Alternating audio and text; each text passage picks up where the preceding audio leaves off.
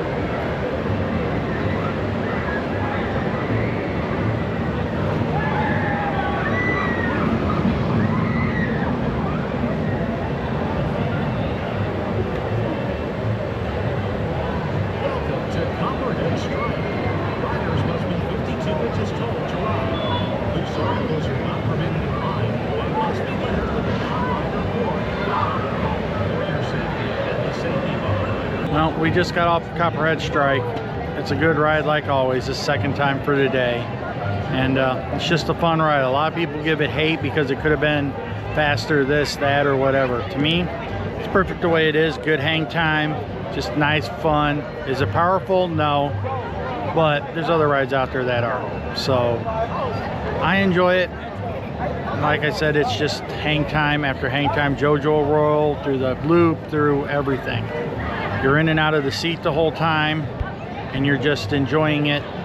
In my opinion, you're enjoying it. I do anyways. And little maneuvers, and it's not crazy, but it's a lot of fun. So we'll be moving on to the next thing, I guess.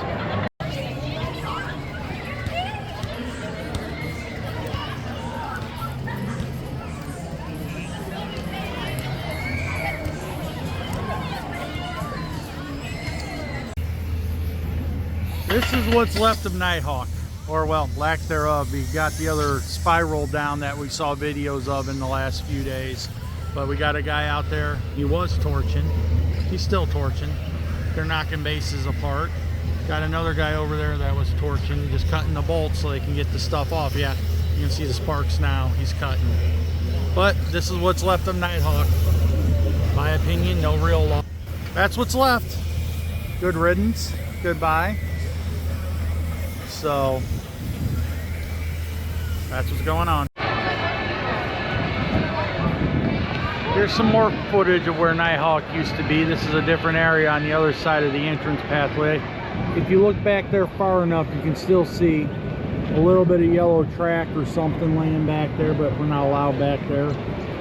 So this is all what's left of Nighthawk.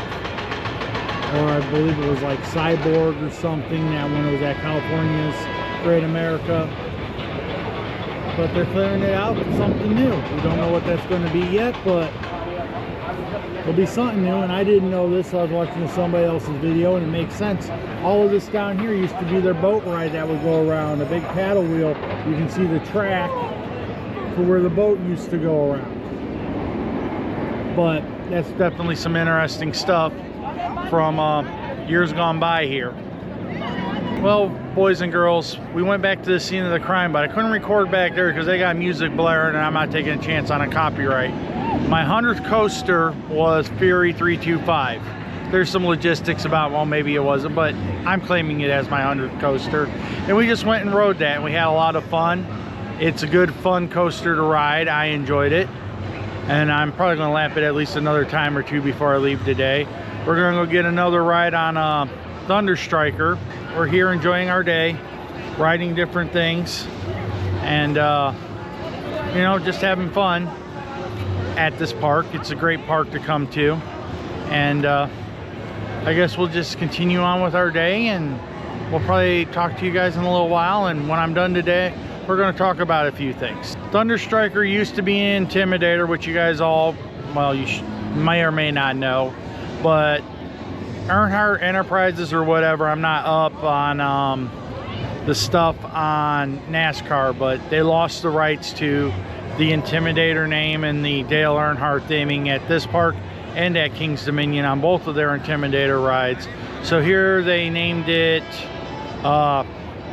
Thunder Striker. I had to think of it, what it was called, even though I just looked at all of it. Thunder Striker, which is a okay name. I think they could have done better, but it's not bad, and the merch actually looks kind of cool.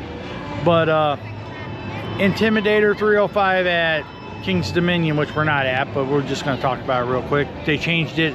First it was Project 305, and next year it's going to be called Patharian. Not to be confused with Pantheon, but Patharian, which is like a cheetah or something crazy.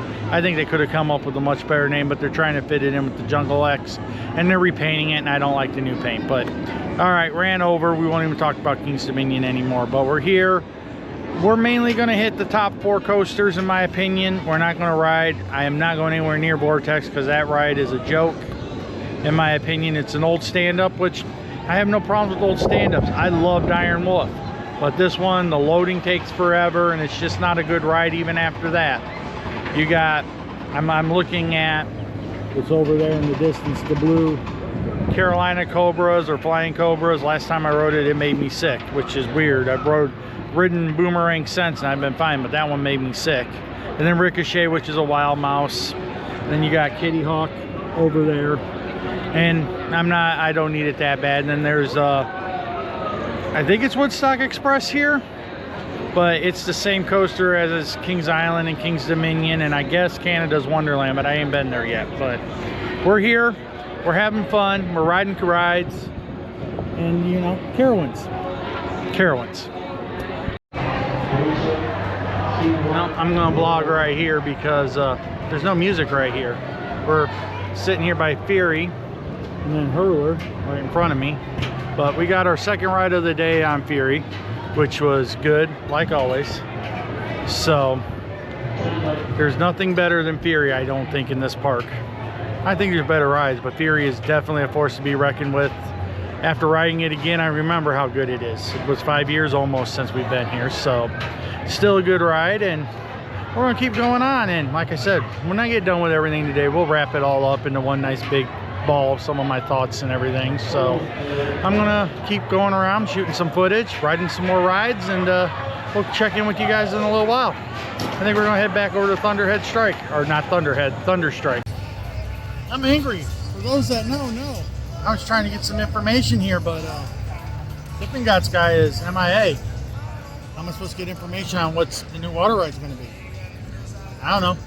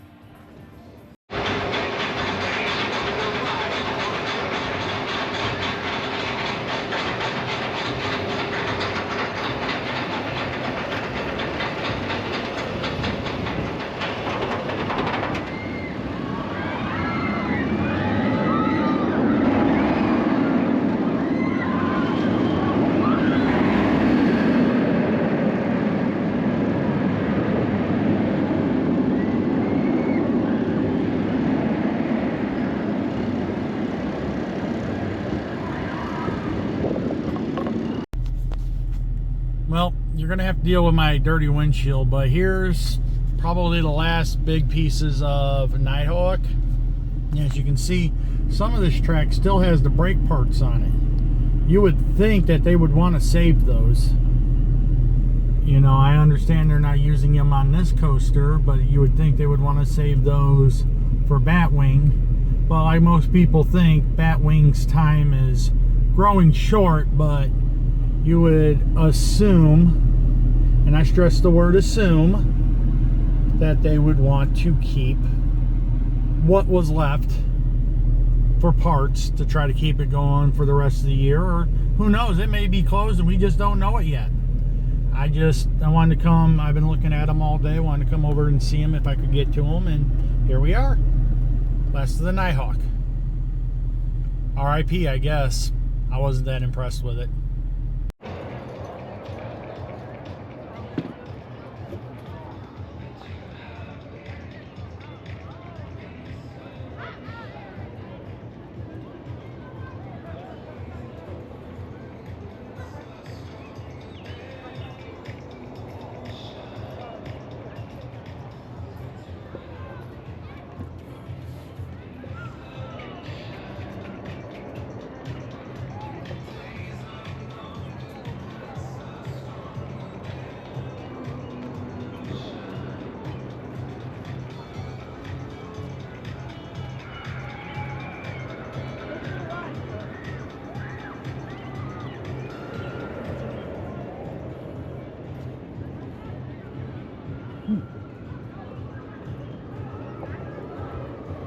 Fury's taking a while to send a train. They must have a problem in the station. Usually Fury's on it pretty good. But of course, I want to do B-roll footage and they're taking a while. There we go. They're finally sending a train. They're finally getting one up the lift hill.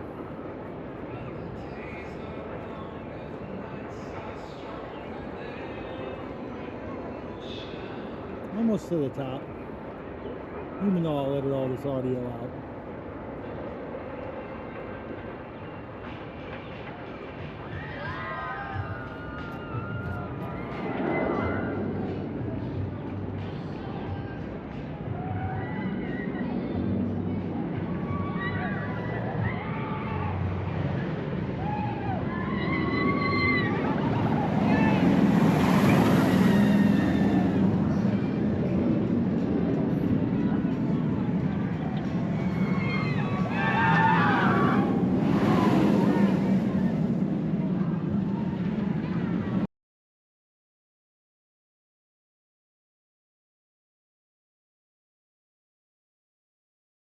Well, boys and girls, this brings us to the end of our day here at Carowinds. And what a good day it's been. We've rode quite a bit of stuff today. Thunder Striker, because I'm never going to get that right, at least not right now, but Thunder Striker. Intimidator, but Thunder Striker. We rode 3 times. Fury we rode, I'm sorry, 4 times. And Fury we rode 4 times. Copperhead Strike 3 times. And Afterburner we rode twice. We rode a few flat rides, which the one, I guess it's a top spin. The gear one back there in Nautical Landing, that one's a lot of fun, but the loading and unloading takes a long time. And I think a lot of that has to do with they only had 1 person here today doing that when I rode it. And then Aerial Race, I believe, was the other one. That was a flat ride that flips you. It's crazy. I put the video of it running in here. I rode that. They had 2 people loading and unloading that, which made it a lot quicker. When we rode that one, it rode really good. But my complaint, and it's happened a few times on a few different things, I understand if somebody is oversized, they should try to get on a couple of times. But when you try for 4 or 5 times, then let them move seats and then try again, even though you tried multiple times on the first time. At that point in time, you need to ask the person to, you know, I'm sorry, you can't ride. It's happened many a times on other places, and usually if they try 2 or 3 times, they'll be like, no, you gotta go. And with that one, it's a hydraulic restraint, and every time they have to do it, they have to re-release it, and for that's everybody. And it was a long drawn out process. And like I said, it happened on another roller coaster earlier today too, where they tried and tried and tried and tried. And I get that. I want everybody to ride, but after so many times, you have to be, hey, I'm sorry. You know, there's people waiting to ride. There's people waiting on the coaster or flat ride. You know, we need to move on from here. But that was one little complaint. Overall, today was great. You could definitely tell park was understaffed, and you can't really hold that against them per se, especially if their kids are at school or whatever, because they rely on that, especially in the summer, to be here. Because after 3 o'clock, places started opening. There was more staffing on the rides, and you know, and they're still training too. That's another process.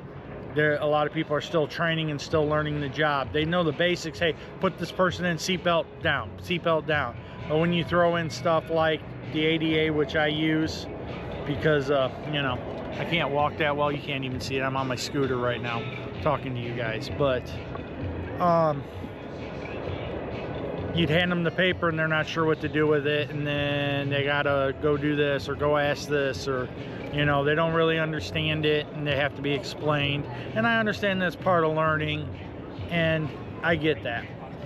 And the one thing here, I do have a complaint about the ADA. Other than the normal ADA for Cedar Fair, 100% works great. Problem, my complaint, and this is specifically with Afterburner. With Afterburner, they have there's an elevator that goes up. 10 out of 10 understand that. You got to call to get the elevator, which the first time I went there, it says push button. Couldn't find the button to push. There's a phone hanging there on the wall, but there's no button to push. Well, the cover was open for the phone. And when I came back the second time, the cover was closed and it says pick up phone to call. Well, you know, if it wasn't closed, you wouldn't know that. And I didn't know that, so I wasn't sure what button or what to do. I assumed it was the phone, but I didn't know if I needed to dial an extension or what. So the second time I get there, and I called and I said, hey, I need you guys to send the elevator down, which every Cedar Fair, well, I'm sorry, Six Flags, every Six Flags park that I've been to has a different policy on the elevator. Like Kings Island, they have to ride with you. And I believe Cedar Fair is the same way, and it might be an Ohio thing. Here in North or South Carolina, yeah, I still don't know which state is what and where you're at, but I believe that's in South Carolina. I guess you don't have to have somebody ride with you. They sent it down, I got in, I went up.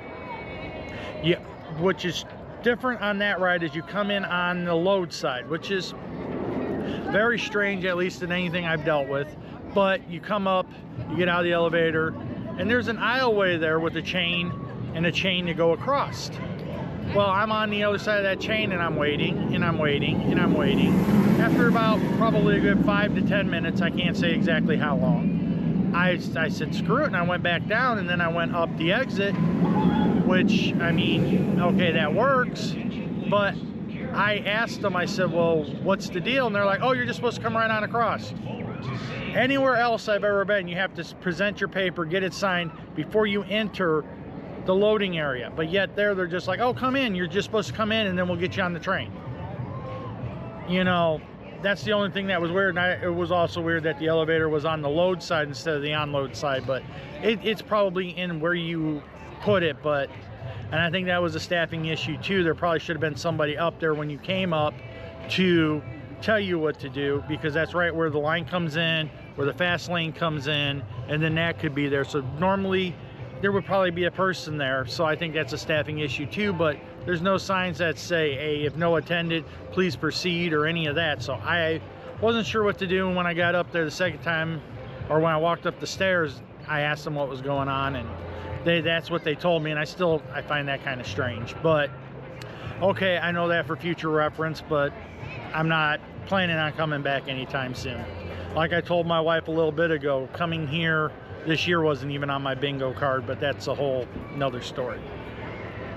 Other than that, like I said, a couple little minor complaints, staffing, but you know, I know that's not on them. Staffing, you can only get who you can get. And so other than that, an enjoyable day. The food was pretty decent.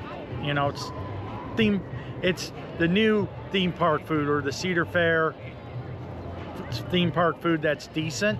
It's not great. It's not, you know, 4 stars, but it's not throw it on a bun and give it to you kind of thing, because I had the brisket for lunch, which was really good, and then I had the pizza, which I knew what I was getting into when I got pizza tonight, but that was my choice. And then, you know, my drink plan, which worked great.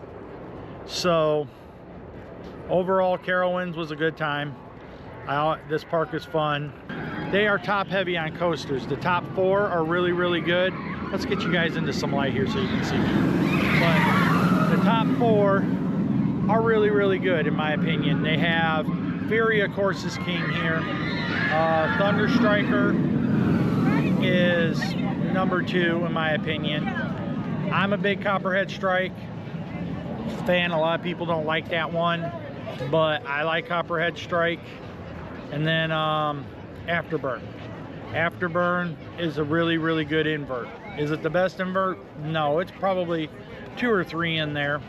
And then after that, it falls off. You got like Ricochet, Carolina Cyclone, Hurler, which is Hurler, Flying Cobras, the Mine Train, Carolina Gold Rusher, I think is what it is.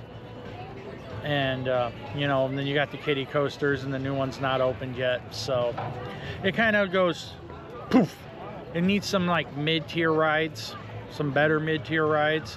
Maybe they'll get some. They're getting the new water ride, which I'm not sure where I'm putting it in here, but I got a joke in there somewhere about that. And then